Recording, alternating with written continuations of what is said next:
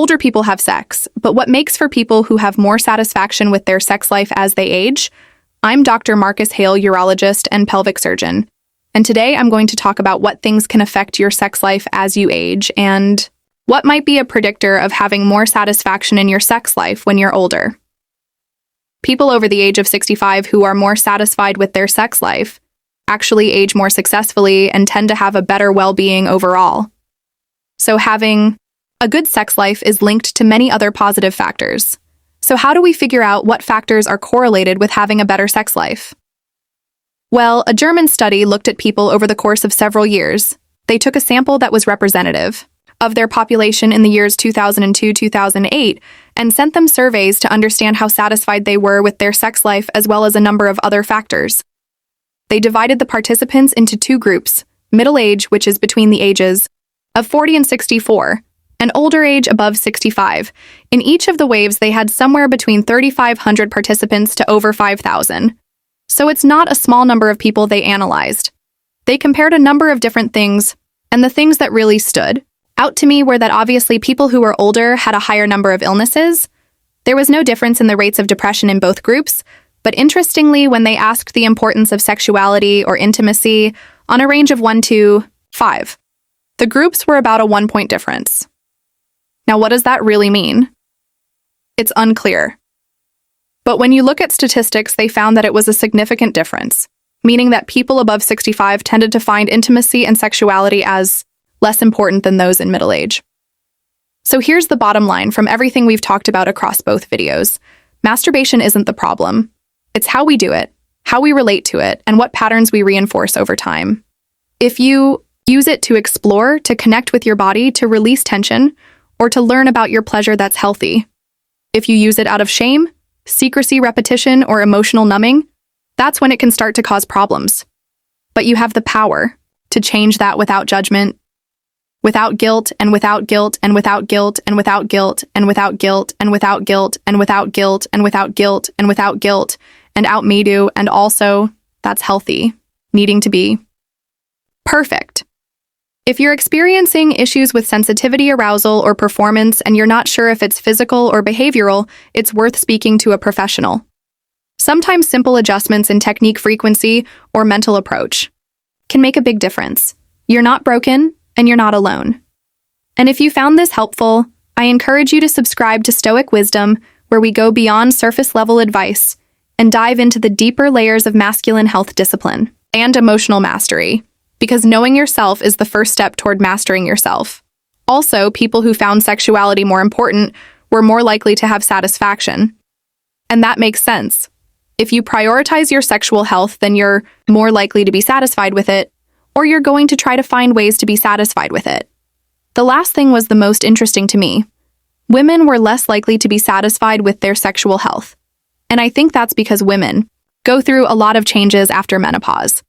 And all those changes can cause discomfort, dryness, and loss of libido that all contribute to not having a great desire or enjoyment during sexual activity. If you're a woman or you're partnered with a woman above the age of 65, encourage them to see a urologist or gynecologist to talk about these symptoms because there's so much we can offer them and many things we can improve their libido with and reduce discomfort. Overall, my takeaway from this study is that sexual well-being is important. Just because you're above 65 doesn't mean that sex isn't important anymore. So it's important to prioritize these issues. Make sure you're living the best life you can.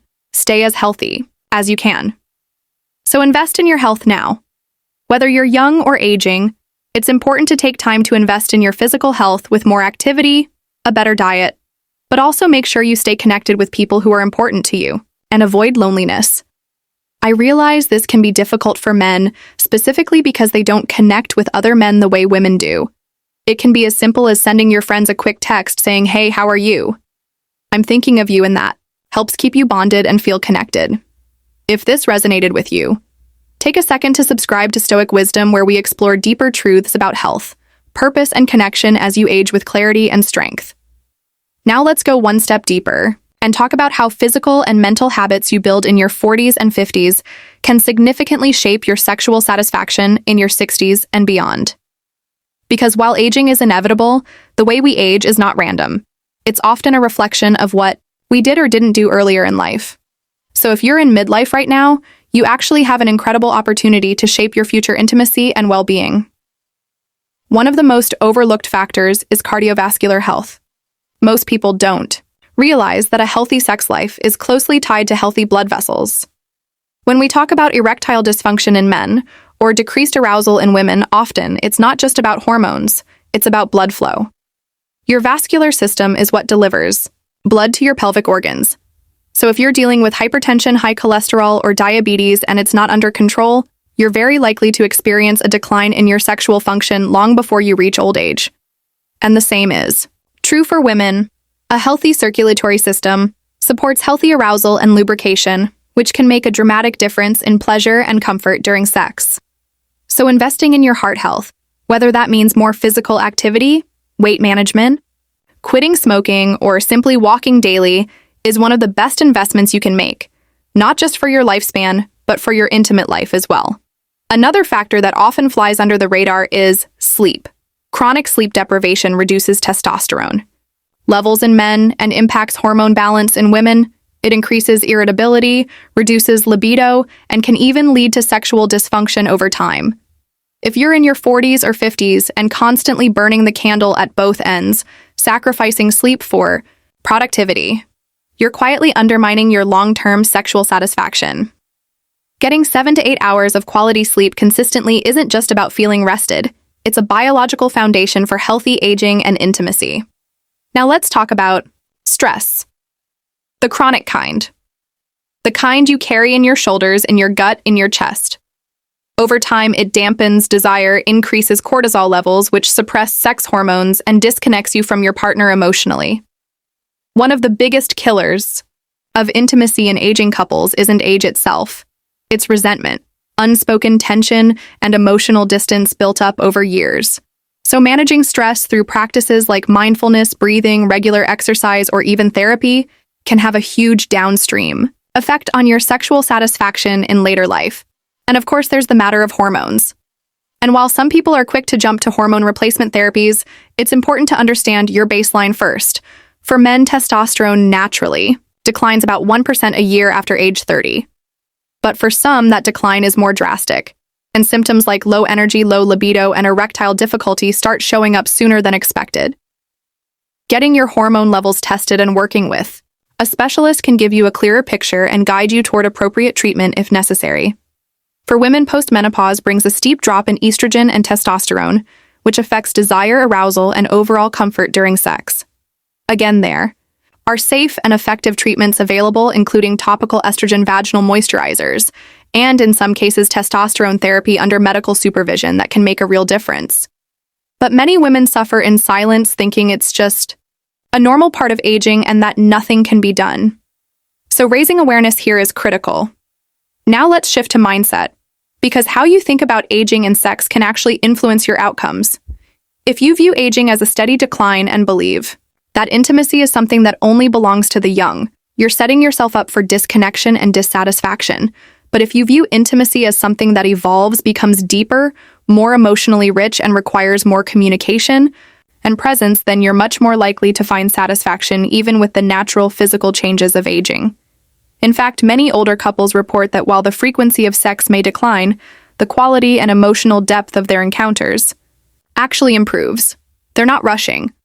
They're more in tune with each other. They value the connection rather than chasing performance. And that shift in focus from doing to being, from performance to presence, can be transformative. There's also a cultural narrative that we need to challenge, which is that older people aren't supposed to care about sex anymore, and that's simply false.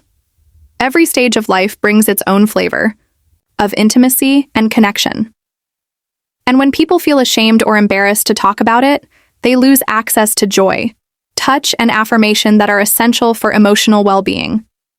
Humans are wired for connection at every age, and when we neglect that part of ourselves, we risk loneliness, depression, and even physical decline. So whether you're already in your 60s or you're decades away from it, the message is the same.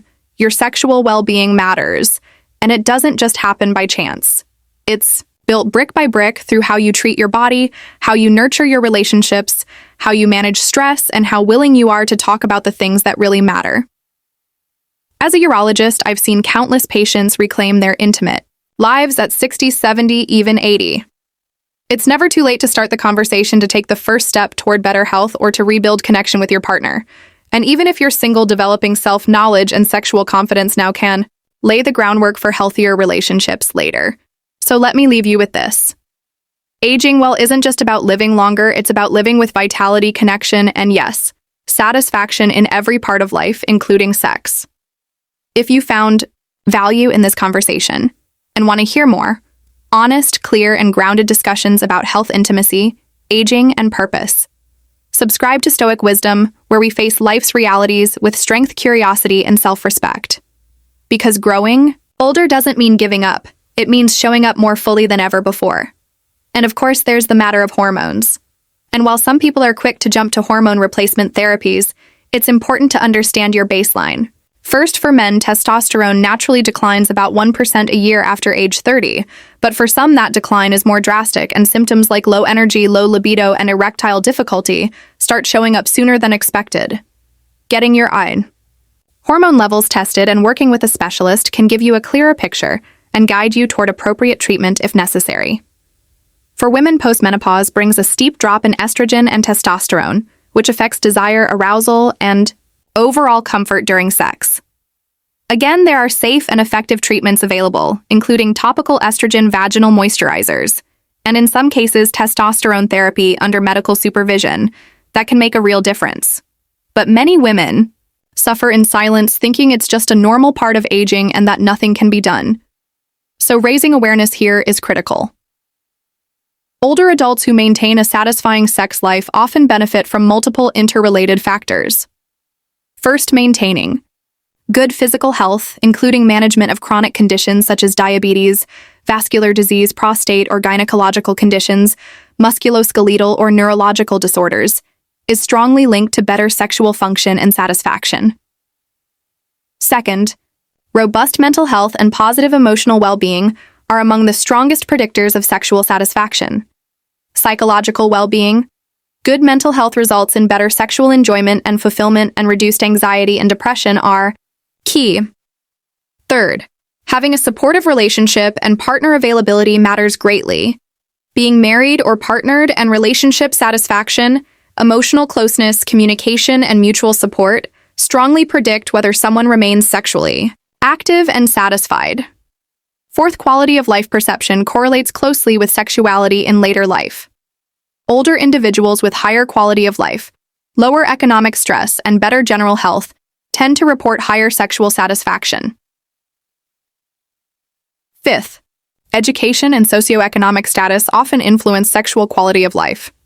Better educated and economically stable older adults tend to experience more satisfying sexual well-being, possibly due to access to information resources and healthcare.